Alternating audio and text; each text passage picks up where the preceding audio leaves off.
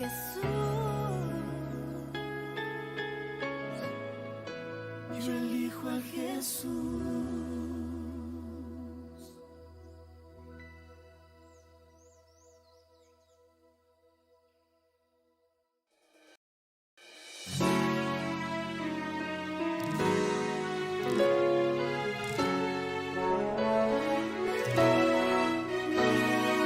Todo fiel discípulo del buen Jesús demostrará su amor y lealtad. En el diario estudio de nuestra lección y la palabra viva de Jesús. Sí, diariamente estudiaré mi lección con fidelidad, oración y fe. Asistiré cada sábado con emoción y una grata ofrenda traeré.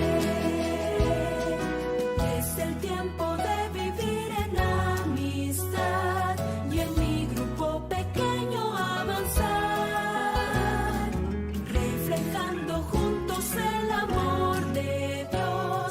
Podremos ser discípulos de fe. Sí, diariamente estudiaré mi lección con fidelidad, oración y fe. Asistiré cada sábado con emoción y una grata ofrenda traeré. Muchos en el mundo pereciendo están, necesitando del amor de Dios. Conduciendo a un amigo a Jesús, seré un fiel discípulo de fe. Sí, diariamente estudiaré mi lección con fidelidad, oración y fe. Asistiré cada sábado con emoción y una grata ofrenda traeré. Sí, diariamente estudiaré mi lección con fidelidad, oración y fe. Asistiré cada sábado con emoción y una grata ofrenda traeré. Seré un fiel discípulo de fe.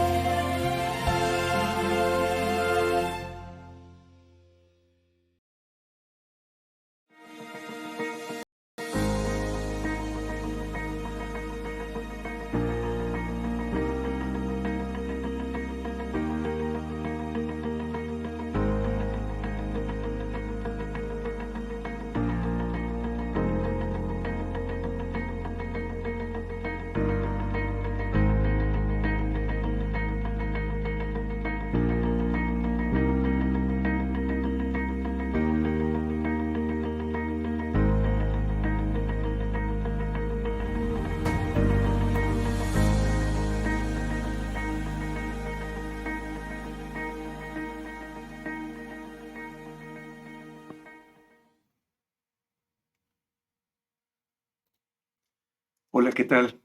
Es maravilloso estar con ustedes una vez más para participar juntos del estudio de la Biblia a través de la lección de escuela sabática aquí en el programa Lecciones que Transforman.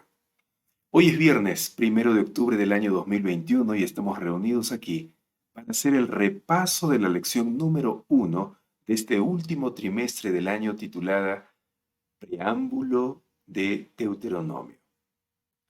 En este trimestre estaremos estudiando el libro Deuteronomio de manera temática.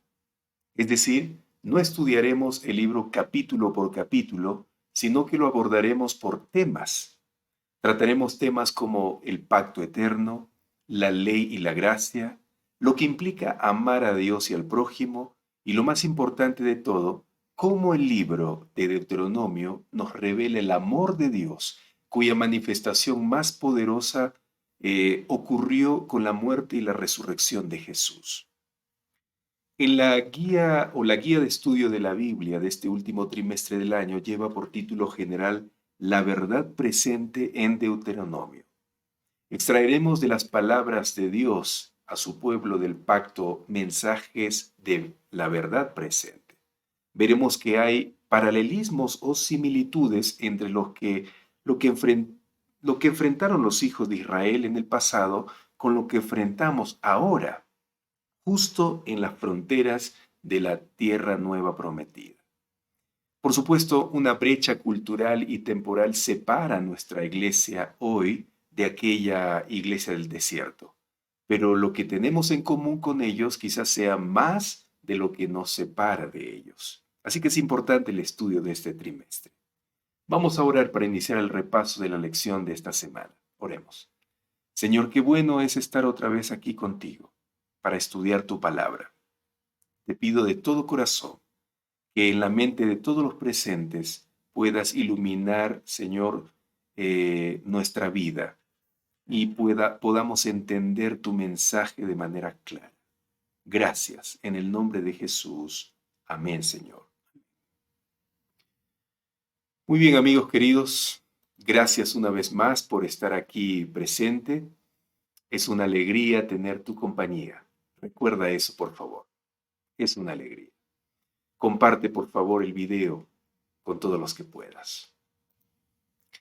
Al comenzar a estudiar los temas que se encuentran en Deuteronomio, es importante primero dar algunas informaciones interesantes acerca de este libro. Ponga mucha atención, por favor.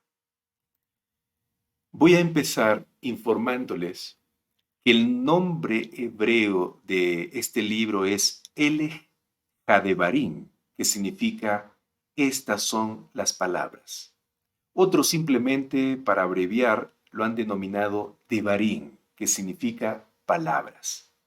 Este nombre fue tomado de las palabras iniciales del capítulo 1, versículo 1 del mismo libro, y es que el libro consiste mayormente en las palabras o discursos de Moisés. Por lo tanto, otra información importante que debemos tomar en cuenta es que el autor de este libro, inspirado por Dios, es Moisés. Cuando la Biblia hebrea fue traducida al griego, surgió la Biblia Septuaginta. Esta Biblia de traducción griega lo denominó con el término más descriptivo de Deuteronomium, que significa segunda legislación o simplemente segunda ley. Y lo hizo así porque en su mayor parte repite la formulación de las leyes contenidas en Éxodo, Levítico y Números. Su énfasis consiste en la obediencia a las leyes divinas de parte del pueblo. Cumplir los mandamientos de Dios era lo central del discurso o sermón de Moisés para Israel. Deuteronomio es el último de los 5 libros que escribió Moisés, llamados en su conjunto Pentateuco. Pentateuco significa 5 libros, y se llama así porque dentro del Pentateuco están los libros Génesis, Éxodo, Levítico, Números y Deuteronomio. Estos 5 libros, tanto para el judaísmo y para los cristianos de la antigüedad, continúan siendo un solo volumen. En el judaísmo, el Pentateuco es llamado Torá, que significa ley, en el sentido de enseñanza o norma de vida. Esto quiere decir que el Pentateuco o la Torá fue inspirado por Dios y escrito por Moisés para que su pueblo sea instruido en su voluntad y llegue a poseer su carácter santo a través de una vida modelo. Entonces, Moisés no solamente explica el contenido de las leyes de Dios en Deuteronomio, sino que procura por todos los medios imprimirlos en las conciencias de su pueblo y comprometerlos a que tomen con absoluta seriedad el llamado de Dios a una vida santa. Moisés quería dejar en claro que olvidarse de los derechos que Dios tiene sobre su pueblo y no transmitir adecuadamente a la siguiente generación la fe y la lealtad a Dios llevaría a la apostasía y a la ruina. Entonces, con estas informaciones básicas del libro Deuteronomio, vamos a introducirnos al tema de esta semana que titula Preámbulo de Deuteronomio. ¿Qué es un preámbulo? Un preámbulo es como una explicación inicial de lo que va a tratar un tema. En el caso de Deuteronomio, el preámbulo nos ayuda a darnos cuenta que este libro no surgió de la nada, sino que, como todo en la vida, Deuteronomio existe un contexto. ¿Y qué es un contexto? Un contexto es un conjunto de circunstancias que rodean una situación que sin las cuales no se la puede comprender correctamente. Es por esta razón que es importante hacer un preámbulo de Deuteronomio basado en su contexto, pues ese contexto juega un papel crucial en la interpretación de lo que significa el libro y cuál es su propósito. A Deuteronomio lo precedió mucha historia, una historia que explica las circunstancias no solo del libro en sí, sino también del mundo y el entorno que crean su contexto. Es por eso que esta semana nos concentraremos en los aspectos más destacados del contexto del libro Deuteronomio para de esa manera comprenderlo mejor y darnos cuenta que este documento bíblico está lleno de la verdad presente, la verdad actual, verdad que sirve para los seres humanos de este siglo. Ahora, permítanme dividir el repaso de la temática de la lección de esta semana en 4 verdades y enseñanzas. Lo primero que aprendimos esta semana fue que Dios es el Dios de la historia. Cuando Moisés se dirige a su pueblo, le recuerda los acontecimientos de la historia pasada en los que Dios los salvó de la esclavitud y los sacó de Egipto atravesando las dificultades del desierto. El segundo tema nos enseña que Dios es el Dios de amor. Como Dios es amor, se acerca a su pueblo y lucha por él. En respuesta, Dios espera que su pueblo responda de igual manera. Dios desea que aprendan a amarlo. El tercer tema nos habla acerca del pacto de Dios. La relación recíproca entre Dios y su pueblo toma la forma de un contrato, un pacto de amor entre Dios e Israel. El cuarto tema nos habla sobre el pueblo de Dios. Dios elige a Israel para que sea el pueblo del pacto, pero esta elección no quiere decir que Israel sea superior a otros pueblos. Más bien, este pacto que se inició con Abraham implica la santidad de Israel y su compromiso de temer a Dios y obedecer sus mandamientos por amor. Comencemos entonces repasando la primera verdad y enseñanza de esta semana. Jehová es el Dios de la historia. Apreciados amigos, siempre debemos tomar en cuenta que los acontecimientos históricos son un recordatorio de las obras de salvación de Dios en favor de su pueblo que preceden y sientan las bases del pacto desde Abraham y Egipto hasta la actualidad. La Biblia nos enseña que la historia no es un simple flujo mecánico de acontecimientos de causa y efecto. Más bien, es el resultado de la presencia y las acciones continuas de Dios. Él es quien dirige los acontecimientos históricos en este mundo y el universo. Él tiene el control de todo lo que sucede en este planeta y en nuestras vidas. Nada es casualidad, amigos. Es por eso que es Dios quien inicia el pacto mediante su accionar en la historia. Él es el primero que se mueve y actúa, y estos actos de la historia son la base del pacto. Dios hace el pacto con su pueblo porque Él es el Señor que los sacó de la tierra de Egipto. Y de paso, la palabra hebrea Devarim, que significa palabras, que es el título hebreo del libro de Deuteronomio, también significa acontecimientos y se refiere a la historia sagrada de las obras de salvación de Dios. Y justamente de eso es lo que trata Deuteronomio. Hablando de esta gran verdad, el profeta Isaías en el capítulo 46, versículo 10, registra las siguientes palabras de Dios que tiene el control de la historia.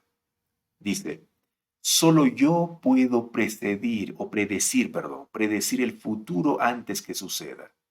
Todas mis palabras se cumplirán porque yo hago todo lo que deseo. Amigos, y eso es exactamente lo que pasó con la promesa que Dios hizo a Abraham. Dirigió los acontecimientos históricos en la vida del patriarca y en la de su descendencia para cumplir sus designios, sus deseos. Dios le prometió a Abraham lo siguiente en Génesis capítulo 12, versículos 1 al 3. Fíjese, deja tu tierra, tus parientes y la casa de tu padre y vete a la tierra que te mostraré. Haré de ti una nación grande y te bendeciré. Haré famoso tu nombre y serás una bendición.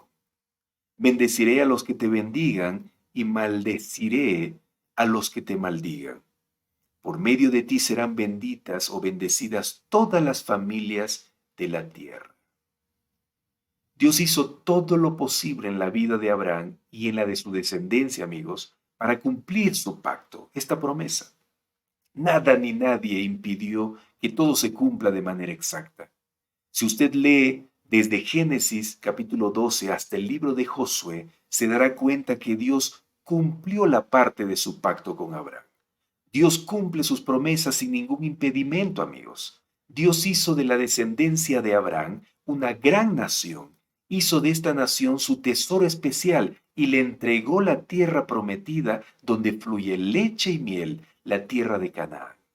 Todo esto le había prometido darle a Abraham, con siglos de anticipación, y así fue. ¡Qué maravilloso! Entonces, con esto queda claro que Dios es el Dios de la historia, quien controla todos los acontecimientos según su voluntad. Él es quien conoce el fin desde el principio. La pregunta que debemos responder en esta primera parte del repaso es, ¿de qué manera aumenta tu confianza en Dios al saber que Él conoce el fin desde el principio, que puede predecir el futuro antes que suceda y que lo controla todo? ¿De qué manera afecta tu confianza? ¿Cómo cambia tu vida al saber esta verdad? Apreciados amigos, saber la grandiosa verdad que Dios es el Dios de la historia, que Él conoce el fin desde el principio, que puede predecir el futuro antes que suceda y que lo controla todo, es una noticia extraordinaria. Porque al saber esto, usted y yo podemos vivir en paz y seguros, podemos avanzar en la vida con confianza, sin temor a nada ni nadie terrenal. En este mundo donde todos corren de aquí para allá en busca de riquezas, donde el ser humano sueña en gloria y progreso, Dios se levanta y se da a conocer a través de sus palabras y a través de la historia como el que concede la gloria verdadera, como aquel que le da gran valor a la vida humana y aquel que promete un mundo nuevo, sin miedo, sin tristeza y sin rencor. Al saber que Dios es el supremo en la historia, nos podemos dar cuenta que la gloria de esta tierra es pasajera, que la vida pasa y todo queda atrás, que no debemos temer el futuro, pues tenemos a Dios con nosotros. Amigos, puede caer el mundo alrededor nuestro, pero estaremos en paz. La clave es entregar nuestro camino al Señor de la historia, al Dios que tiene el control de todo, confiar en Él y lo demás Él suplirá. No tenga miedo a este mundo de maldad. Dios está al control y Él arreglará todo. Eliminará toda la maldad y nos dará un mundo nuevo donde reine la armonía, la justicia y el amor. Gloria a Dios por eso, amigos. Gloria a Dios. La segunda enseñanza de la lección de esta semana consiste en la verdad de que Jehová es el Dios de amor, que se acerca a su pueblo y lucha por él. El apóstol Juan, en su primera carta, en el capítulo 4, versículo 8, dice, Dios es amor. Apreciados amigos, Juan no dice que Dios tiene amor, ni que Dios ama. ni que Dios revela amor, ni que Dios es simplemente una manifestación del amor. Lo que el apóstol Juan nos está revelando es que Dios es amor. Es amor porque el amor es la esencia misma de su identidad. Dios es amor. Es una muy buena noticia para todos nosotros, amigos. Y es una buena noticia porque el amor de Dios es sin interés, no busca lo suyo. Eso quiere decir que Dios nos ama solo por el hecho de que estamos vivos. No importa cómo somos y en qué condición estamos. Nadie nos va a amar como Él nos ama. Para Él somos especiales y únicos en todo este universo. Así es del amor de Dios, queridos amigos. Qué maravilla realmente es esta verdad. Dios nos ama no solo porque somos buenos, no solo ama a los que se portan bien, Dios ama también a los que se sienten derrotados, fracasados y a los que se portan mal. Ama a los tristes, a los afligidos, a aquellos que piensan que ya no tienen fuerza para levantarse. A los que tomaron malas decisiones y destruyeron su vida, también los ama. Y no solo Dios nos ama, sino también cree en nosotros.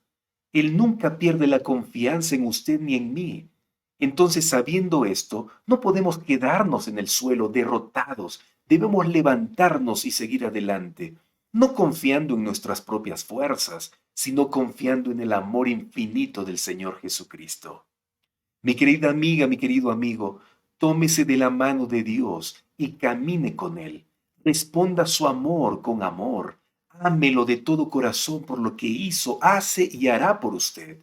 Si en algún momento vuelve a fallar, mire otra vez a Jesús, clame y extienda su mano para que lo levante una vez más, lo limpie y continúen caminando hacia la Canaán celestial, hacia la casa del Padre donde muchas moradas hay para usted y para todos los que deseen. Digamos como el apóstol Pablo, mira qué hermoso, nada podrá jamás separarme del amor de Dios, ni la muerte ni la vida, ni ángeles ni demonios, ni mis temores de hoy, ni mis preocupaciones de mañana. Nada, ni siquiera los poderes del infierno podrán separarme del amor de Dios. Nada, absolutamente nada podrá separarme del amor de Dios. Expresemos eso al Señor. Amén. Gloria a Dios por su amor infinito e incondicional hacia nosotros, de parte de Dios. Amigos, Dios nos ama con un amor que nunca podremos entender. No nos ama por lo que somos, nos ama a pesar de lo que somos. No nos ama porque somos buenos, nos ama a pesar de que somos malos.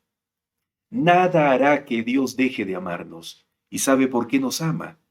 Porque su amor es el único instrumento que conquistará nuestro corazón y nos salvará. Él lo sabe y por eso no deja de amarnos hasta el final.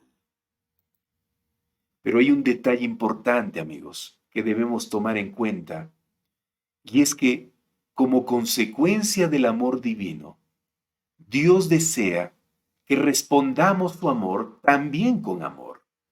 Dios pide en Deuteronomio capítulo 6, versículo 5 lo siguiente. Mira lo que dice. Y amarás a Jehová tu Dios de todo tu corazón y de toda tu alma y con todas tus fuerzas. Amigos, según este versículo, el amor a Dios implica recordarlo, escucharlo, esforzarnos por entender y obedecer sus palabras, temerlo y servirlo.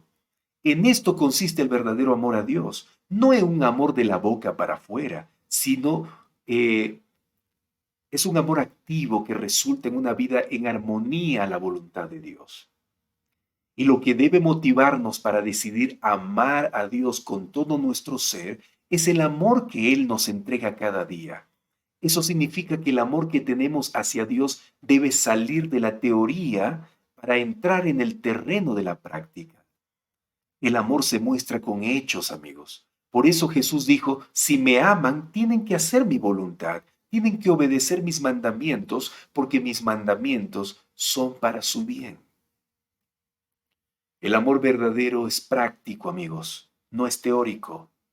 Para eso, el Señor nos ha dado la capacidad de tomar decisiones, A eso se le llama libre albedrío. Con la libertad que Dios nos ha dado, debemos decidir amar a Dios haciendo su voluntad. Así es. La pregunta que debemos responder en esta segunda parte del repaso es, ¿por qué el amor? Para ser amor debe darse libertad o debe darse libremente. ¿Por qué el amor, para ser un amor verdadero, debe darse libremente? Amigos, cuando Dios nos creó, nos dio la capacidad de elegir entre el bien y el mal. A esto lo llamamos libre albedrío. Sin el libre albedrío seríamos como robots programados solo para obedecer, pero no tendríamos la capacidad de amar de verdad ni tampoco de tener una verdadera relación con Dios. Porque para que tengamos una relación verdadera de amor con Dios, necesitamos libertad. Solo que Él sabía que esto implicaba un riesgo, el riesgo de que los seres creados elijan el camino equivocado. Pero necesitaba tener seres libres para que lo amen de verdad. Así que decidió correr el riesgo. Entonces, sin libertad no hay verdadero amor.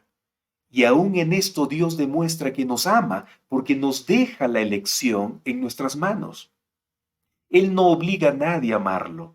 El amor debe ser una decisión voluntaria. Dios no puede forzar el amor. En el momento en que lo fuerza, ya no es amor. ¿Se dan cuenta? La tercera enseñanza de la lección de esta semana consiste en la verdad de que Jehová es el Dios del pacto. Esto quiere decir que la relación entre Dios y su pueblo es un contrato, es un pacto de amor iniciado por Dios mismo. Esto lo hemos visto esta semana en la experiencia de Abraham y su descendencia, quien tomó la iniciativa de llegar a un acuerdo de bendición a Abraham, a su descendencia y al mundo fue Dios. Y Él siempre hace eso, amigos. Siempre se acerca al ser humano para entablar una relación de amor con Él y darle lo mejor para su vida.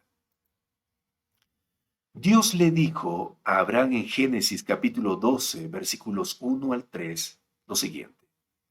Yo haré de ti una nación grande, te bendeciré y engrandeceré tu nombre y serás bendición.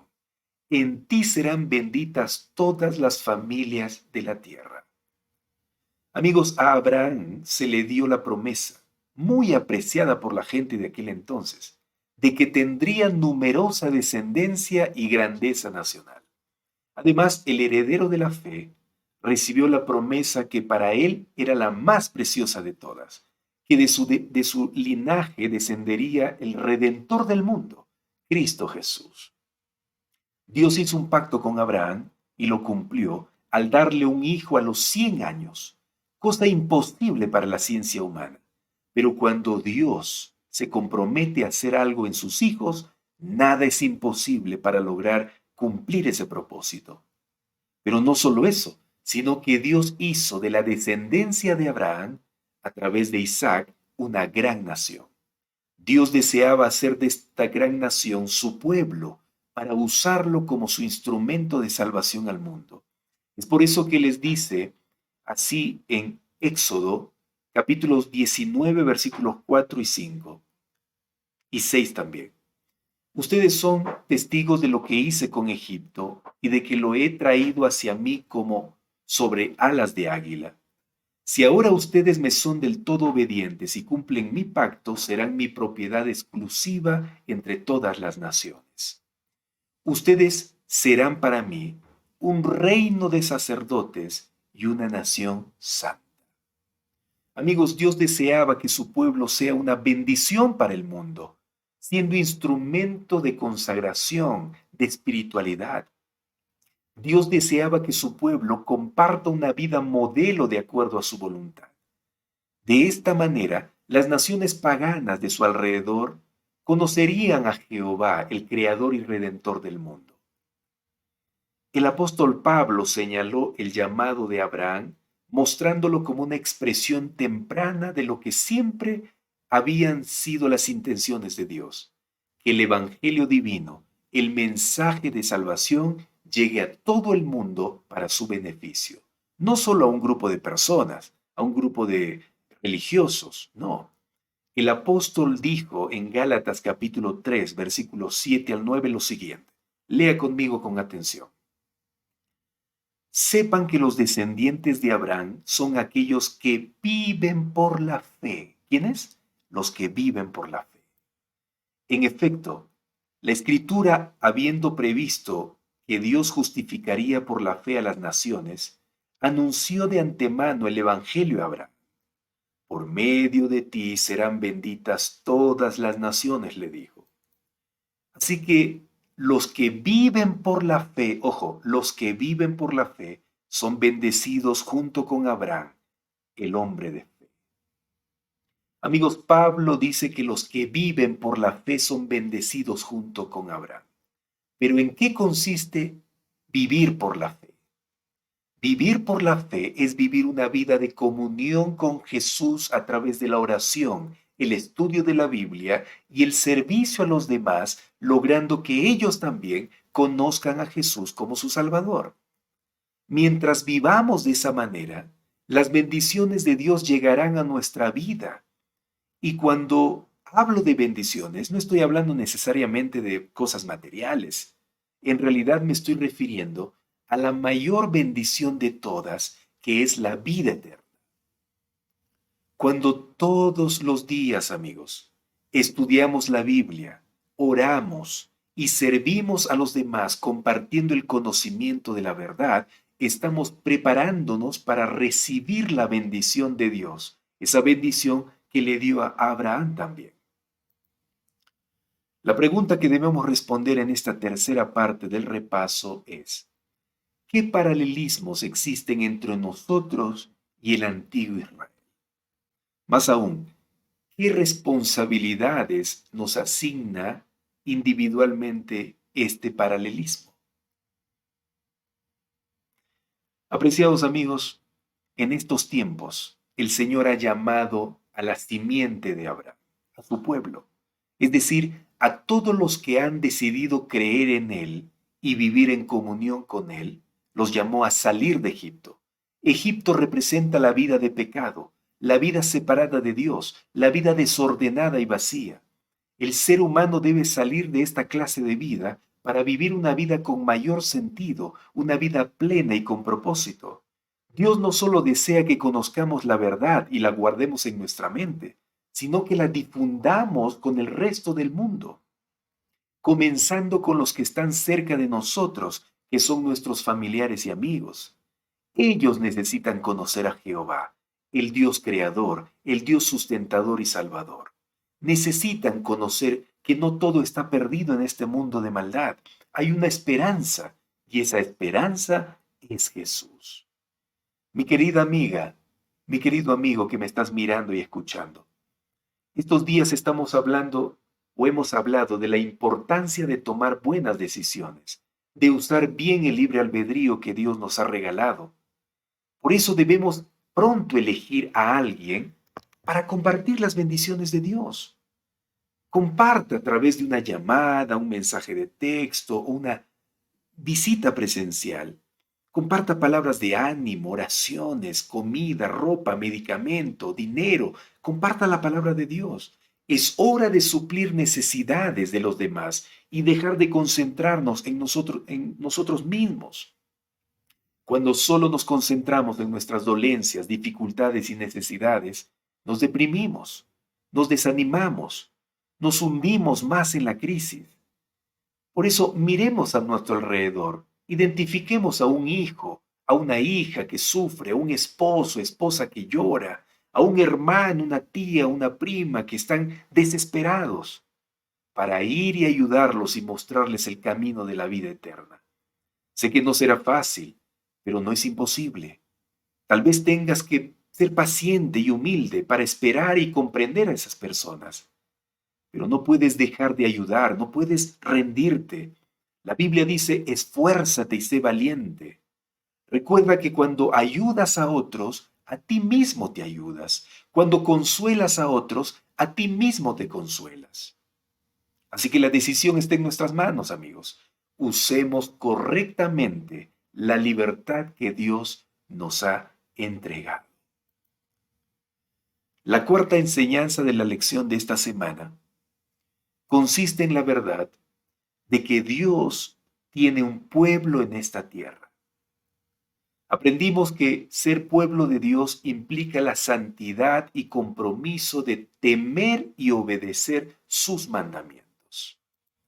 Levítico capítulo 19, versículos 1 al 2 dice: El Señor habló a Moisés diciendo: Habla a toda la congregación de los hijos de Israel y diles: Sean santos, porque yo, el Señor su Dios, soy santo. Amigos, fíjese lo que dice Dios aquí. Sean santos, porque yo, el Señor su Dios, soy santo. La voluntad de Dios para su pueblo es que su pueblo sea santo. También en el Nuevo Testamento está la misma verdad, expresada por el apóstol Pedro en Primera de Pedro, capítulo 2, versículos 9 al 10. Y dice así: Ustedes son linaje escogido, real sacerdocio, nación santa, pueblo adquirido, para que anuncien las virtudes de aquel que los ha llamado de las tinieblas a su luz admirable. Ustedes en el tiempo pasado no eran pueblo. Fíjese, Dios tiene un pueblo, amigos, en esta tierra. Él elige su pueblo. De entre todos los demás, Él elige. El pueblo de Dios se llama. Por eso dice aquí Pedro: ahora son pueblo de Dios. No habían alcanzado antes misericordia, pero ahora han alcanzado misericordia. ¿Qué es misericordia? Misericordia es una palabra que está relacionada con gracia. ¿Y qué es gracia? Gracia es, amigos, recibir un regalo que no se merece. Y eso es lo que pasó con Israel. Recibió el regalo de ser elegido por Dios entre todas las naciones, sin que éste merezca. Allá en el Antiguo Testamento, Dios dice a su pueblo: sin ser el más grande yo te escogí, siendo el más pequeño te escogí, el más pequeño de todos los pueblos. Gracia. Pero ¿para qué elige Dios a este grupo de personas? ¿Para qué? Para que sea una nación santa. Para que sea una nación santa. Un real sacerdocio. Amigos, para eso. Pero la pregunta es: ¿en qué tenemos que ser santos como pueblo de Dios? Primera de Pedro, capítulo 1, versículo 14, nos responde y dice: como hijos obedientes. La santidad tiene que ir de la mano con la obediencia. La santidad está relacionada con la obediencia. Por eso el consejo aquí es: como hijos obedientes, no se amolden a los malos deseos que tenían antes. ¿Qué significa santidad? ¿Qué significa ser un pueblo santo? El pueblo de Dios es santo. ¿Por qué? Porque no se amolda a los deseos de este mundo. No se amoldan a los deseos que tenían antes de conocer a Dios, de ser elegidos por Dios. Antes vivíamos en la ignorancia. Ahora hemos recibido la verdad bíblica. Dice Pedro: más bien, sean ustedes santos en todo lo que hagan. ¿Qué debemos ser? ¿Santos en qué? En todo. Amigos, nuestra manera de vivir debe mostrar santidad. ¿Y qué santidad? Ser obedientes. ¿Qué santidad? Tiene que ver con no amoldarnos con los deseos pecaminosos de este mundo. Pero vayamos un poquito más adentro para explicar lo que significa santidad, lo que significa no amoldarnos en los deseos que antes teníamos. Colosenses capítulo 3, versículos 5 al 12. Pablo aconseja a cada uno de nosotros lo siguiente: hagan morir todo, otra vez la palabra todo acá, porque en el anterior dijo, en todo lo que hagan sean santos. Y aquí Pablo corrobora eso diciendo, hagan morir todo lo que es propio de la naturaleza terrenal. ¿Cómo lograremos ser un pueblo santo? ¿Cómo lograremos ser personas santas? Haciendo morir todo lo que es propio de la naturaleza terrenal. ¿Cuál es la naturaleza terrenal? La naturaleza pecaminosa, la naturaleza que no le gusta obedecer, la naturaleza que no le gusta hacer la voluntad de Dios. Eso debemos hacer morir. ¿Y en qué consiste esta naturaleza terrenal? En inmoralidad sexual, impureza, bajas pasiones, malos deseos, avaricia, idolatría. Y Pablo sigue diciendo, abandonen todo eso. E incluye enojo, ira, malicia, calumnia, lenguaje obsceno. Dejen de mentirse unos a otros, dice Pablo. Amigos, ¿qué más claro que lo que Pablo está diciendo? Para comprender en lo que consiste tener una vida santa. ¿Qué más claro? Son cosas que deben salir de nuestra vida, ser arrancados de nuestro ser, abandonar. No podemos vivir en este ambiente porque esto significaría que no somos santos. Y sigue terminando Pablo el consejo. Por lo tanto, como escogidos de Dios, ¿somos escogidos o no? Sí. Pedro decía en el capítulo 2, versículo 19 de su segunda carta, decía, ustedes son real sacerdocio, nación santa, pueblo adquirido, pueblo escogido de Dios.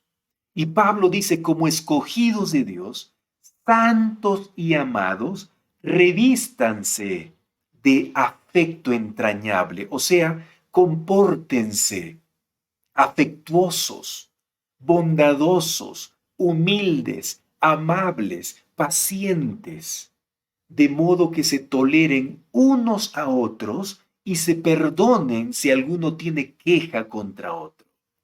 Esta es la vida santa que Dios desea que su pueblo tenga.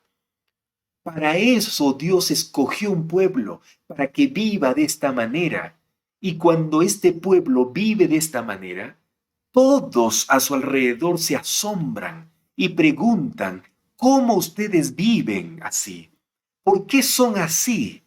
Y es la oportunidad entonces de mostrarlos al Creador, es oportunidad de mostrarlos al Redentor, a ese Dios que transforma la vida, a ese Dios que hace una vida diferente del ser humano.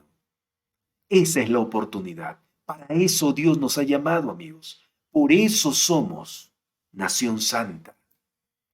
Y Pablo termina diciendo, así como el Señor los perdonó, perdonen también ustedes. Por encima de todo, vístanse de amor. Fíjense, la base es el amor, amigos. Dios es amor, nosotros también tenemos que ser amor. El vínculo perfecto es el amor. Qué maravilloso, qué tremendos consejos que nos da aquí el apóstol Pablo en relación a vivir una vida santa. Amigos queridos, esto es lo que la lección en esta semana nos ha enseñado. Esto es lo que nos ha enseñado. Qué lindo realmente. Entonces la pregunta 4 que debemos responder, ¿por qué el estudio de la Biblia debería ser el componente importante de la vida espiritual de los cristianos? ¿Cómo podemos lograr ser un pueblo santo? ¿Cómo podemos lograr practicar todos los consejos que Pablo nos ha dicho aquí? ¿No? Arrancar todo lo malo. ¿Cómo podemos lograr ser diferentes? Amigos, solo con el estudio de la Biblia. Porque la Biblia, amigos, nos hace renacer. La Biblia, el mensaje bíblico tiene poder para cambiarnos. La única manera de vivir santos es a través de la palabra de Dios, no con nuestro esfuerzo, porque nuestro esfuerzo solamente nos durará 2 días, 3 días, por mucho una semana, pero con la palabra de Dios, diariamente, introduciendo a nuestra vida, irá limpiando el veneno del pecado, los malos hábitos, las malas costumbres, limpiando nuestra mente solo con la palabra de Dios. Por eso el estudio de la Biblia debe ser un componente importante en la vida espiritual del cristiano. El cristiano no puede dejar de estudiar la Biblia. El cristiano no puede descuidar su hábito de leer la Biblia, porque a través de la Biblia somos renacidos. A través de la Biblia somos transformados de gloria en gloria. La Biblia es clave para ser una nación santa. Con esto, amigos, podemos decir entonces que esta semana hemos estudiado 4 cosas. Hemos aprendido 4 verdades. Hemos aprendido acerca del Dios de la historia, que interviene en los acontecimientos de su pueblo. Hemos aprendido acerca del Dios de amor, que se acerca a su pueblo y lucha por él. Hemos aprendido acerca del pacto de Dios, que es la relación entre Dios y su pueblo, un pacto de amor. Y hemos aprendido que el pueblo de Dios es un pueblo santo, comprometido de obedecer los mandamientos de Dios, hacer su voluntad. Qué hermoso. Amigos queridos, yo pregunto, ¿deseamos llevar a la práctica esta enseñanza de esta semana? ¿Deseamos nosotros confiar más en ese Dios de la historia que controla todo, que no ignora lo que nos pasa, que siempre está allí mirando, secando nuestras lágrimas, fortaleciendo nuestra vida? ¿Queremos confiar más en ese Dios para vivir en paz y seguros? No debemos desesperarnos entonces. No debemos angustiarnos entonces. Si en este momento tú estás pasando alguna necesidad, si en este momento tú estás siendo golpeado por la vida, con algún problema, con alguna crisis, confía en Dios, porque Dios te librará. Dios está llevando el control de ese problema. Dios está llevando el control de esa crisis. Esa crisis no te va a aplastar, no te va a matar, porque Dios es más poderoso. Él cumple su propósito y Él te hará llegar a puerto seguro, porque Él es el Dios de la historia. Él es el que controla los acontecimientos que suceden en este mundo. ¿Tú quieres confiar en ese Dios de amor? Dios de amor que perdona tus pecados. Dios de amor que está a tu lado siempre cuando todos te rechazan. Dios amor que te abraza en los momentos oscuros de tu vida y te dice, no tengas miedo, aunque caíste, yo te voy a levantar, no te vas a quedar en ese hoyo, te voy a sacar de allí, no tengas miedo, confía en Dios, que es amor. ¿Quieres hacer un pacto con Dios? ¿Sí? ¿Quieres hacer un compromiso con Él? Comprométete con Él. Porque el pacto de Dios es un pacto de amor. Comprométete con Él. No tengas miedo de comprometerte con Él. Entrega tu vida por completo a Dios, porque Dios no te va a fallar. Él cumple su parte. Tu parte y mi parte es entregarnos a Él, para caminar todos los días con Él. No te separes nunca de Él, porque Él nunca se va a separar de ti. Y por último, tú quieres vivir una vida santa. Tú quieres vivir una vida obediente a Él. Tú quieres vivir una vida haciendo la voluntad de Él. Hazlo, porque la voluntad de Él es la mejor, mejor que la nuestra, mejor que la nuestra. Querido amigo, mi deseo es que usted y yo podamos estar al lado de Jesús siempre, al lado de Dios siempre. Esto es lo que nos enseña Deuteronomio. De esto vamos a hablar durante estos 3 meses. ¿Te das cuenta que en Deuteronomio está la verdad presente? ¿Hay verdad para nosotros en este momento? Claro que sí. Este libro, amigos, no es un libro viejo, antiguo, que ya pasó de moda, que no sirve para nosotros. Claro que sí sirve. Deuteronomio es un libro extraordinario, con mucha verdad para este tiempo. Es la verdad presente que debemos estudiar. Por eso no te pierdas, amigos. Amigo, no te pierdas la oportunidad de seguir aprendiendo. No te pierdas la oportunidad de aprender. Sigue aprendiendo junto con nosotros. Conéctate todos los días a las 5 de la mañana para seguir aprendiendo de Dios a través de su palabra. ¿Está bien? Vamos a orar, querido Señor. Gracias por tu mensaje esta semana. Hemos aprendido muchas cosas y estamos llenos de tu poder, llenos de tu verdad. Ahora, Señor, fuertes, animados, con esperanza, queremos ir y buscar a alguien para compartir esta verdad. No podemos quedarnos aquí, encerrados en casa, escuchando un bonito mensaje durante toda la semana. Sino queremos ir ahora y contarle lo que hemos aprendido y contarles cómo nos sentimos ahora con tu palabra, con tu presencia. Señor, que la respuesta a tu llamado sea: yo iré. Yo voy a ir, Señor. Voy a cumplir la misión que tú me has encargado. Que esa sea nuestra decisión, Señor. Que esa sea nuestra decisión. Bendice a todos mis amigos y hermanos que me han acompañado durante toda esta semana. Y gracias también por tenerlos hoy aquí. Abrázalos, que ellos nunca se sientan solos, porque tú estás con ellos. Y no solo tú, sino los millares de ángeles que están en el cielo. Están vigilando la vida de ellos, su hogar, y están luchando para librarlos de esta crisis que están viviendo. Gracias, Señor. En el nombre de Jesús oramos. Amén. Amigos, muchas gracias por haberme acompañado en el estudio de hoy, en el repaso de la lección de esta semana. Gracias. Yo quiero pedirte de todo corazón, hagamos extensiva la invitación también a otros para que puedan pertenecer a este grupo especial de lecciones que transforman. ¿Qué te parece? Vamos a traer más personas. Aquí hay 245 personas conectadas, pero podemos ser más.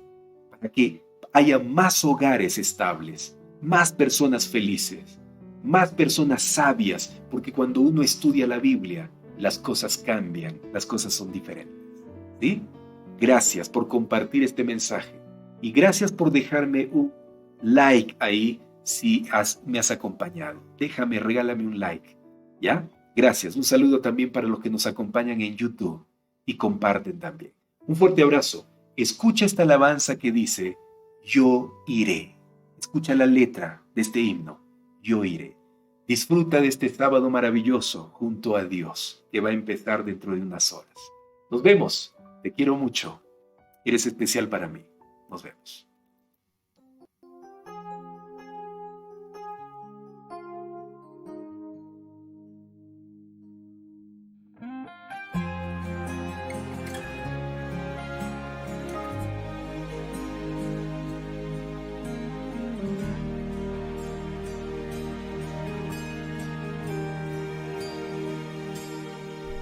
Al abrir mis ojos puedo contemplar. Hay mucha gente que hambrienta hoy está.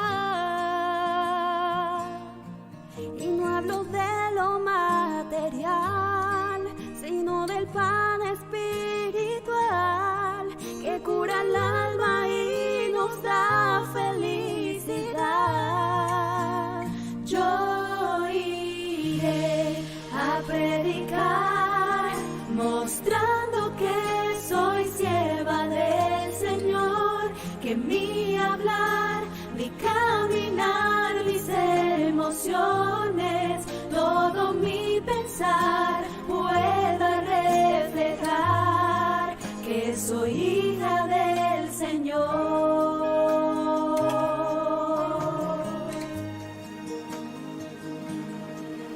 Y al mostrar a Cristo puedo confesar que amar a otros me da gran felicidad, porque ayudar a los demás a conocer de su verdad me acerca a Cristo y a la eternidad. Yo iré a predicar, mostrando que soy sierva del Señor, que mi hablar, mi caminar, mis emociones, todo mi pensar pueda reflejar que soy hija del Señor.